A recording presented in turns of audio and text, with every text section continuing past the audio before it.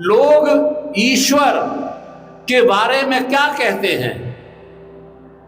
तो आनंद ने उत्तर दिया भगवान बुद्ध को कि भगवान, कुछ लोग तो कहते हैं कि ईश्वर है और कुछ लोग कहते हैं कि ईश्वर नहीं। भगवान बुद्ध कपिल वस्तु को छोड़कर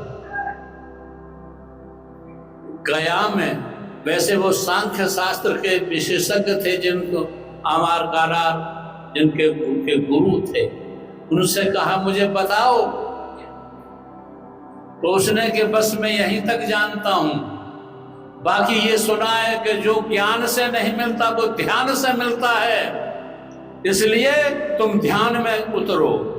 तो भगवान बुद्ध कपिल वस्तु को, अपने बेटे राहुल को, अपनी पत्नी यशोधरा को, अपने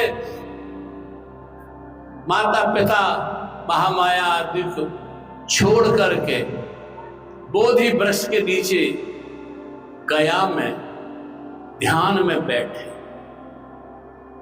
आप लोगों को नसीब हुआ हो न हुआ हो, मैं तो कपिल वस्तु भी पहुंचा हूं, लुम्बिनी भी पहुंचा हूं, मैं तो बोध गया भी पहुंचा हूं, मैं तो भूटान में भी पारो पहुंचा हूं, जहां वो 28वां भगवान बुद्ध का अवतार होना भी बताया है।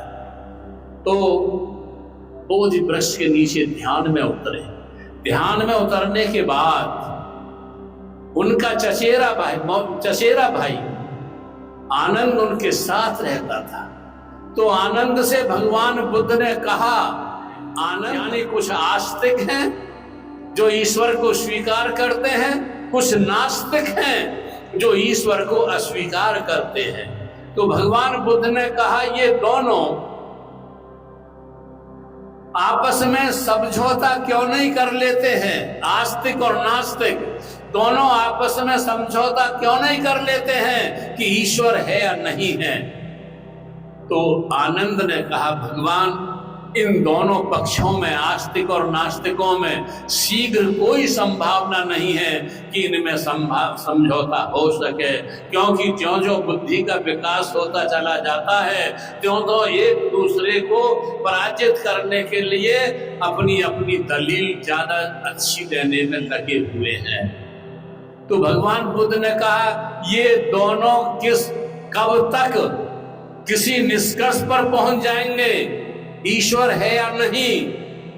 तो आनंद ने कहा भगवान, कोई शीघ्र संभावना नहीं है कि ये कब पहुंच जाएंगे।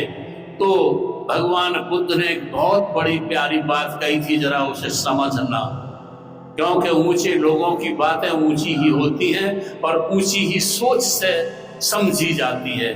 तो भगवान बुद्ध ने कहा था आनंद से, आनंद, जब तक ये दोनों आस्तिक और नास्तिक किसी निष्कर्ष पर पहुंचते हैं तब तक तुम अपना कल्याण कर लो, बाद में सुन लेना ईश्वर है या नहीं। बहुत प्यारी बात। जब तक ये दोनों किसी निष्कर्ष पर पहुंचते हैं कि ईश्वर है या नहीं, तब तक तुम अपना कल्याण कर लो, तो बाद में सुन लेना ईश्वर है या नहीं। उनका संकेत था कि तुम ध्यान में उतरो। ज्ञान, हमने कहीं लिखा है, विचार रात दिन बहुत चला, पहुंच न पाया एक कदम। ज्ञान से तुम परमात्मा को तलाश करने लग जाते हो। कितने ही बुद्धोदाओं के बारे में सुना होगा, पुस्तक 728 टन की है, पढ़ते रहिए ग्रंथों को रात दिन, वाक्यों में, ज्ञान की विचारधारा में घूमते रहो, लेकिन ध्यान में तुम उतर जाओ। ध्यान जो में उतरोगे तो जो तुम्हारा स्वानुभव होगा वही तो तुम्हारा अपना अनुभव होगा। तो अपना काम कर लो। तुम्हारा काम जब होगा जब तुम ध्यान में उतरोगे, और ध्यान में उतरने के लिए ही वो समाधिस्थ हुए थे।